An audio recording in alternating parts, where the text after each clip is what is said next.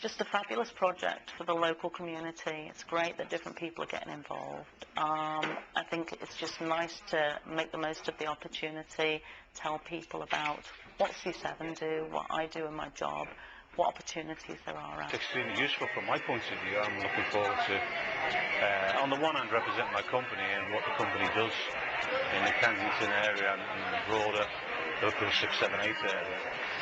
But also that in itself might be a dry subject over a couple of hours, so what I intend to do is to include some local history as well. I mean, it's not just about the radio training. We got to know more about what other people do. It's made us look and think more about the people out there, but it also made, for me personally, look at other things we were doing, such as the partnership work and the NLDC stuff which we do with projects and things, and I actually learned a bit more about what we do as well. It's also helped the project in a way. It got me working with the partners, so we've identified a few things coming out of that we can we can use from here on in.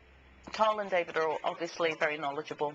They've got a lot of experience at this, but they do let us kind of develop our own ideas. So they're giving us pointers each time, introducing different aspects of the work, but letting us get on with it, and then coming around and checking on our progress and maybe giving us little ideas here and there. But it's very much about them guiding us and then us putting in the sort of knowledge and the sort of style we want to.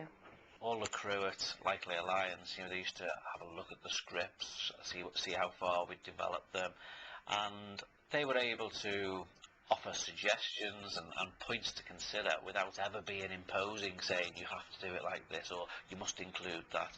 They offered words of guidance, but at the end of the day it was still left to us to decide how that content finally sat. Each session we all had a little bit of a practice on using the equipment and talking and the dialogue with it, because there was two of us doing our show, see how the dialogue went between us and playing, learning how to play the music and everything. The encouragement that is given to me to work on this is just unbelievable. It's absolutely great. I quite like the positive feedback and some of the guidance that I'm being given. I know that to actually talk and play music, I'm a little uncoordinated, but I know that will improve and I'll be okay on the day. Yeah, looking forward to it. I think it'll be really nice. It'll be a good experience. A little bit nervous at the moment, but hopefully that will go. The nerves are wrecking, having palpitations and everything. A lot of fear, really, being this day. Dead worked up. It's been a real roller coaster for me. I've been through several situations where I've really started to feel the anxiety, in preparing for the shows. Just the amount of work that's been involved, and wanting it to, when we actually do the live transmission, want it to be, as perfect as can be, really. So much so that it actually made me quite ill last week. I was so stressed out with it. Being on the air, it'd be a bit nerve-wracking, and I think one thing I need to practice is actually speaking, doing that side of it, but then also using the equipment. So getting used to using the equipment, putting the music on, fading it off, and speaking, so coordinating all of that. And of course, when it's live, it's going to be in McDonald's, very high-profile public place, so there'll be people looking in and stuff, so I'm hoping that won't affect my nerves and how I feel about doing it. Of course I'd feel like a hamster in a cage, but I win because you've got stuff to get on with. You've got to prepare your music and get yourself ready to start an off again and stuff, so you're not battling there unless it's a bit noisy and you're like easily distracted. But now it's alright. It was like, oh my God, everyone will be able to see us. It was like being in a big glass bubble, and everyone will be like, I expected people, to have their noses pressed against the glass and trying to make us laugh and that type of thing. All kinds of emotions came into it. There was all the anxiety and the build up to it, and there was the actual buzz of doing the live transmissions, the live shows. The jingles were hysterical because we just had an absolute ball when we were doing that. Not just because Louise had done a lot of hard work to come up with the ideas and things, but then when we were doing them, we had real fun. And it was great to be in a recording studio as well, like another thing. I was actually saying to Carl that I would never fill 2 hours, and in the end I had to cut stuff out because it went that quick. So I just had to shorten things because I had so much. Then you don't think of how much the music fills it up as well for you. Music. I'm in a 70s time warp, and it's great to think that I can choose what I want for my slot. And I've now been advised to think of 20 different pieces of music and to put on CD. So that's going to be my challenge. Select songs that I think a range of my listeners will listen to, will keep listening to me. Well, we're trying to have loads of a bit more interaction, so we're going to have competitions and trendy music on my show. I know I don't know about somebody's for their tracks.